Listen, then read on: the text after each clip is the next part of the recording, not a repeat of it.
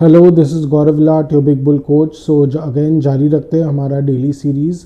आज क्या हुआ और आगे क्या होगा आज के लिए, यानी 11 सितंबर 2025 के लिए, that is the 11th of September 2025 of Thursday. So ऐसे देखा जाए तो आज ही के दिन 2001 में सितंबर 11 अटैक्स हुए थे वर्ल्ड ट्रेड सेंटर पे, और अमेरिका में काफ़ी भयानक अटैक्स हुए थे जिसमें काफ़ी सारी जानी गई थी। ऑलमोस्ट शायद 10,000 जाने गई थी, मुझे जहाँ तक याद है। सो उनको श्रद्धांजलि देते हुए हम आगे बढ़ते हैं। तो आज बेसिकली बाज़ार जो है वो बढ़ के ही बंद हुआ।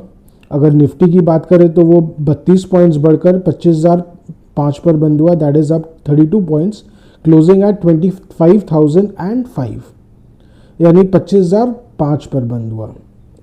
और बैंक निफ्टी की बात करें तो वो 133 पॉइंट्स बढ़कर 54,669 पर बंद हुआ, यह लगभग 54,670, that is up 133 points, almost 134 points approximately, closing at 54,669.6, that is और 669.6, दैट इज 54,670। सो बेसिकली आज बाजार जो है वो खुला हल्की तेज़ी के साथ था। मैंने बैंक निफ्टी थोड़े वीकनेस के साथ खुला, पर निफ्टी जो है वो थोड़ी स्ट्रेंथ दिखा रहा था प्री ओपनिंग में, और गिफ्ट निफ्टी भी ऐसे थोड़ा सा अप था, लेकिन खुलते के साथ थोड़ा डावाडोल रहा निफ्टी।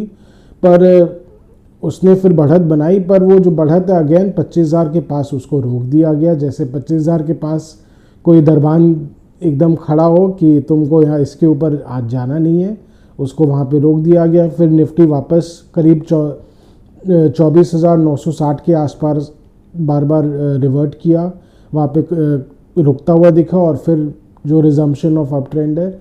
सो कहीं ना कहीं निफ्टी जो है अगेन वो 25,000 के आसपास एकदम झगड़ते हुए ही आज दिखा। 25,000 के ऊपर चला तो 25,025 के लेवल पे झगड़ता हुआ दिखा, बार बार वहाँ से उसको जैसे रोक दिया जा रहा था, फेंक दिया जा रहा था। सो एकदम साफ दिखा रहे कि वहाँ पे रेजिस्टेंस बहुत स्ट्रॉन्ग है। हालांकि आज जो इंस्टीट्यूशनल बाइंग की फिगर्स देखें तो उसमें एफआईएस की तो डीआईएस की अच्छी बाइंग आई है, लगभग 4,000 करोड़ की बाइंग आई है, लेकिन एफआईएस ने भी करीब 3400 करोड़ का माल बेचा है। तो थोड़ा इंडेक्स बढ़ते के साथ ही उनके मुंह में खून लग जाता है, उनको भी माल बेचने की बड़ी जल्दी हो जाती है। कहीं ना कहीं हो सकता है एफएनओ में काफ़ी शॉर्ट पोजीशंस है एफआईएस की, तो वो भी एक फैक्टर होगा। पर ऑफ कोर्स अगर लिवाली आते ही रहेगी तो वो भी शॉर्ट कर करके कितना तो भाव को रोक लेंगे, तो कैश मार्केट को कितना क्या रोक लेंगे, और एफएनओ मार्केट से भी वो कैश मार्केट को कितना ही इन्फ्लुएंस कर लेंगे। सो हर चीज़ की एक सीमा तो होती है। तो कहीं ना कहीं इसके कारण क्या हो रहा है कि ट्रेडिंग पैटर्न्स थोड़े बाजार के ख़राब हो रहे हैं, बाजार रुक सा गया, एकदम एक डलनेस सी आ गई है बाजार में, जो कि वैसे बहुत अच्छी भी नहीं है। ऐसे तो एक नॉर्मल इन्वेस्टर को कोई फ़र्क नहीं पड़ता है इससे। हाँ, एक ट्रेडर पॉइंट ऑफ व्यू से बाज़ार में थोड़ी रौनक बहुत ही कम है, डलनेस है। सो वही एक फैक्टर है।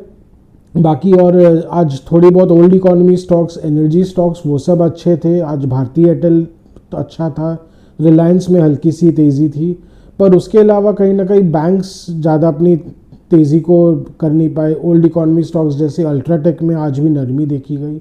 सो थोड़ा बहुत मिक्स्ड बैग था मार्केट। और मिड कैप्स और स्मॉल कैप्स की बात की जाए तो वो थोड़े रुके हुए ही थे, वो साइडवेज ही चल रहे थे आज। सो कहीं ना कहीं बाजार रुका हुआ तो है, पर जिस तरह की अप ट्रेंड है लग रहा है कि बाजार 25,000 जो निफ्टी है 25,000 के ऊपर चल जाएगा।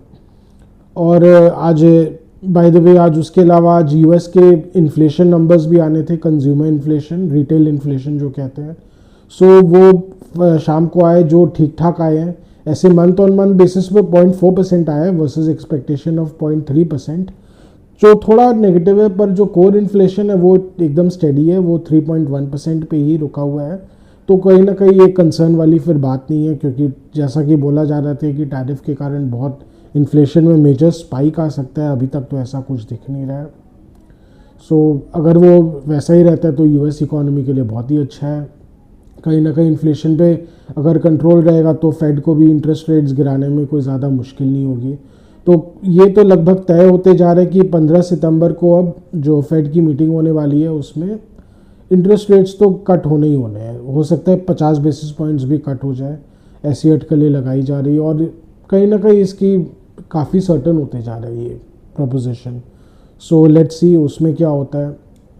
और ऐसे कल तो बाज़ार अभी ये डाउ जोन्स तो रैली किया हुआ है 400 पॉइंट से ज़्यादा, ऑलमोस्ट 500 पॉइंट अब रैली कर चुका है।